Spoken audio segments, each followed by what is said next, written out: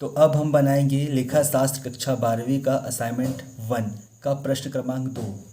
प्रश्न है XYZ एक फर्म में क्रमशः 50,000, 30,000, 20,000 रुपये की पूंजी के साथ साझेदार हैं। साझेदारी संलेख के अनुसार प्रत्येक साझेदारों को पूंजी पर 5% वार्षिक ब्याज दिया जाएगा तथा 1,000 रुपये वार्षिक वेतन दिया जाएगा।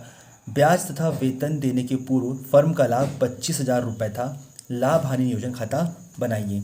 तो इसे हम इस प्रकार से बना सकते हैं।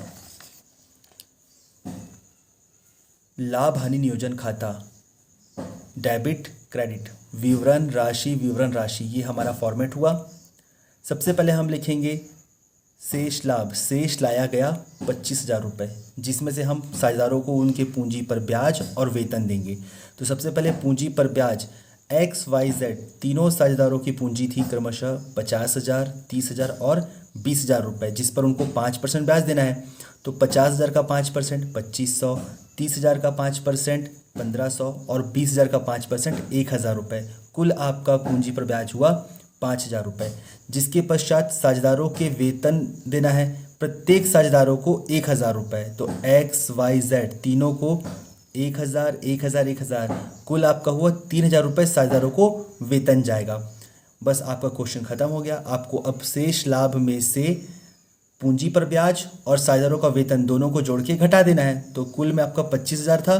25,000 में से 5 और 3 8,000 आप माइनस कर देंगे तो आपका आएगा यहाँ पर 17,000 रुपये। ये हुआ आपका शुद्ध लाभ। XYZ तीनों साझेदारों को आपस में बराबर बराबर बांटना है, जिसका होता है अमाउंट 5,667, 5,667 और 5,666 रुपये। ये इनके पूंजी खाते में हस्तांतरित किया। अब हम बनाएंगे असाइनमेंट का प्रश्न क्रमांक 4। राम और श्याम एक फर्म में साझेदार हैं। 1 जनवरी 2018 को उनकी पूंजी क्रमशः 25,000 और 20,000 रुपये थी। उन्हें पूंजी पर 8% प्रतिवर्ष की दर से ब्याज लगाया जाता है तथा उनके आहरणों पर 12% ब्याज लगाया जाता है। राम ने 1 जुलाई 2018 को 10,000 रुपये फर्म को ऋण के रूप में दिया। श्याम 5,000 रुपये वार्षिक वेतन का अधिकारी है।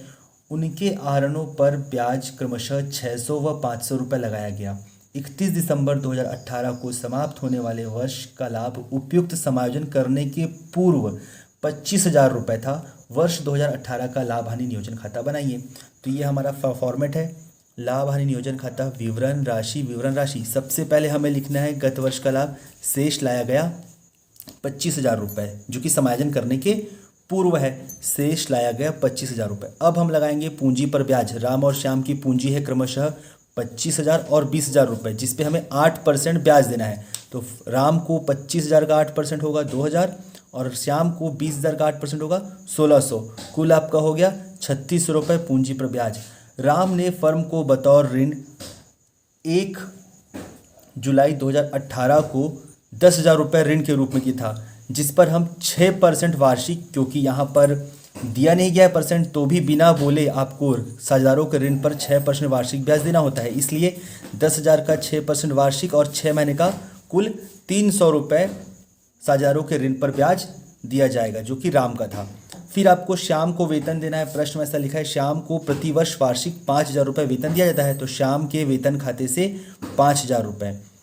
दोनों ही साझेदारों ने फर्म से कुछ अमाउंट आहरण किया था, जिस पर हमें आहरण पर ब्याज लगाना है, जो कि आहरण पर ब्याज होता है राम का 600 और श्याम का 500। ये आपको क्वेश्चन में ऑलरेडी निकाल के दिया है, तो हमें फिर से 12% की दर से नहीं निकालना है। यह प्रश्न में पहले से दिया हुआ है, राम का 600, श्याम का 500।